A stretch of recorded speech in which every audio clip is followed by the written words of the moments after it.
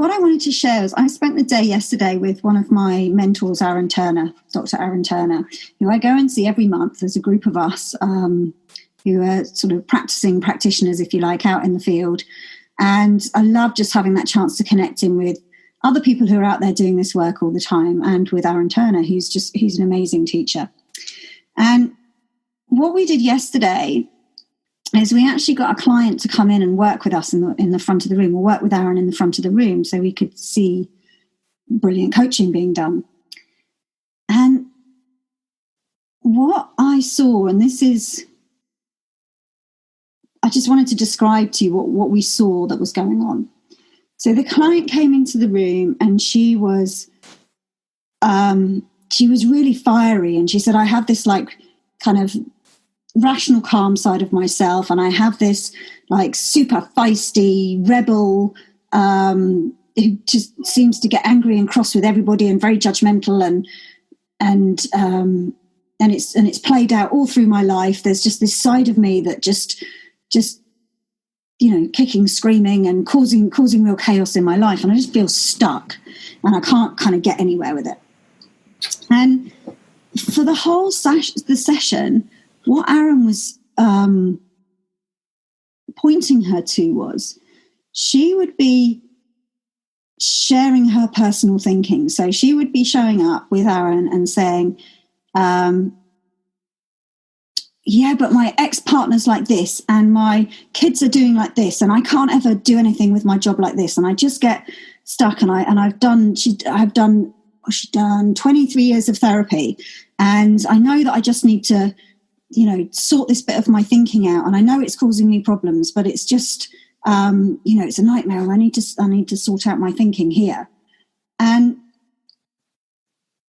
what Aaron was pointing her to was that she was so lost in the content of her thinking. So she was really constantly looking at what she was thinking, the content of her thinking, and she had no concept, no understanding at all that her thinking might not be true, that it might not be worthy of contemplation. So by that I mean she had no idea there was anything else. So to her, this was the most important thing she had to deal with. It was like, this is what I need an answer to. This is what I need to untangle. If I could just untangle and understand this, which is what she'd been doing for years in therapy, if I can manipulate it, then I can have a better experience of life. I won't be stuck anymore. Now, what Aaron was pointing her to was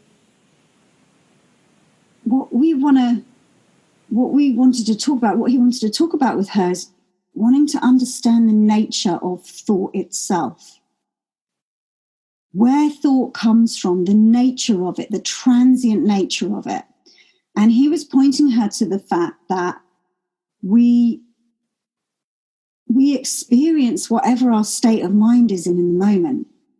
So when we're in a low state of mind, it looks like your boyfriend is making you angry. It looks like the kids are badly behaved. It looks like I'm really suffering with my thinking. And she was like caught in this whirlwind of thought. We might use the word thought storm, but she was caught in this whirlwind of thought. And you think that that's really important, and you think you have to untangle it. And that's all part of. And some days you don't think that at all, like life looks great. And that's when you're in a good state of mind. But when we're in a low state of mind, and then we're trying to untangle thought here, because it looks to us with no understanding about how the system works, it looks to us that untangling our snaggleboard of thought, right, untangling this almost, the image that comes to me is like this tangle of wool, is the solution to the problem. And what she kept coming back to, and so many of us with anxiety kept coming back to, is she would listen to Aaron for a bit, and then she'd say, yeah, but what do I do about this? And Aaron was kind of pointing her to the context in which thought happens, right? Almost like the container in which thought happens, and how to have a different perspective on what thought is. So when we're in a lower state of mind, that the quality of our thinking is contaminated. That why would you even try and untangle your tangled thoughts when you can tell from your feelings that you're in a low state of mind? You're in an unproductive state of mind, that everything you think is true in that moment isn't. Then why would you go there? And she kept turning to, yeah, but how do I do it? How do I do it? Which is so common for all of us as human beings, let alone when you've got anxiety. And it was like the two conversations were happening. As Aaron kept saying, that we're missing each other, right? I'm saying one thing and you think you're understanding, but we're going at cross purposes here. And it was fascinating to watch how she was so desperate to grasp what he was saying. She had so much on the outcome. She's like 20 years in therapy working on this, right? She had a load on it. She really wanted to sort her life out, to the extent that she was prepared to come and bare her soul in front of a room of 25 people, right? And a camera.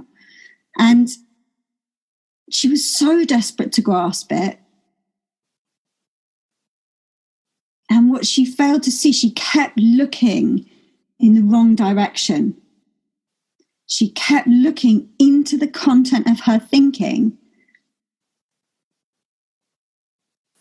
instead of looking out at this is how this is the nature of this. This is how this is being created.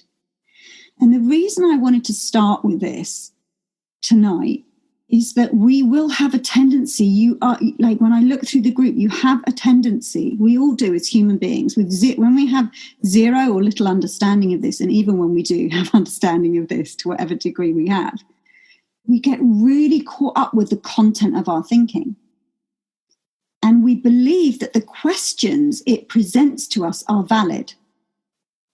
So it feels to us compelling that we have to answer the question, yeah, but how do I let go and let the staff take over? How do I see more about mind? How do I let go of my anxiety? I can see it's anxious thinking. How do I let go of it? And we think that the question, how do I let go of it, is a valid question. But when we ask the question, how do I let go of it? It comes with a feeling. It comes with a feeling of, I need this to be different. How do I change it? And when anything comes with that feeling of a real need and a real urgency, we're off. Now, I know how compelling this is, because for 3 years, I showed up to pretty much every coaching call I had with my mentors and asked the question, so what shall I do? What shall I do? And I meant in a career perspective way, because I had a million different directions I wanted to move in. I was moving in a million different directions all over the place with different work that I was doing. And I thought I had to answer the question, what's the one thing I should be doing? Because I'm doing 10 and it's not satisfying. So what's the one thing? And I wanted to kind of make a decision on it. And I felt like I could not have peace of mind until I had the answer to that question. I thought I knew that peace of mind was the other side to the answer of that, the other side of the answer of that question. Right? And this hopefully is resonating with those of you who are posting questions and have got burning questions. It's like, if I could get the answer to this, I sense there's peace of mind the other side of it. And what my mentors kept pointing out to me was that if we ask a question and it's not immediately apparent from our own answers, like, shall I have cheese or ham on my sandwiches? Cheese, right? If it's not as simple as that, right? If we don't have a knowing of the answer within a couple of minutes of asking it, either we just don't know, fine, or it's a question, we're asking the wrong question. Now, like I say, 3 years I got caught up in trying to answer an unanswerable question. And there was something that happened where I saw on a deeper level that the actual need I had to ask questions was a symptom of my anxiety. That I thought that if I found the right thing to do, then I'd be happy. And there was me supposedly working from an inside out perspective. And this is one area I couldn't see. There's always going to be areas we can't see. And so why I want to bring this up is I want you to just get reflective about questions it feels like you need to know the answer to right now in order to find peace of mind. And some of you have already been seeing that for yourself. You're like, oh, hang on a minute. Perhaps I'll just let that one lie and see what comes up. And I want you to kind of almost take your burning questions and know that as we work through this program together, the answers to them are going to become apparent. Or you're going to look around and there won't be the questions in the pile anymore.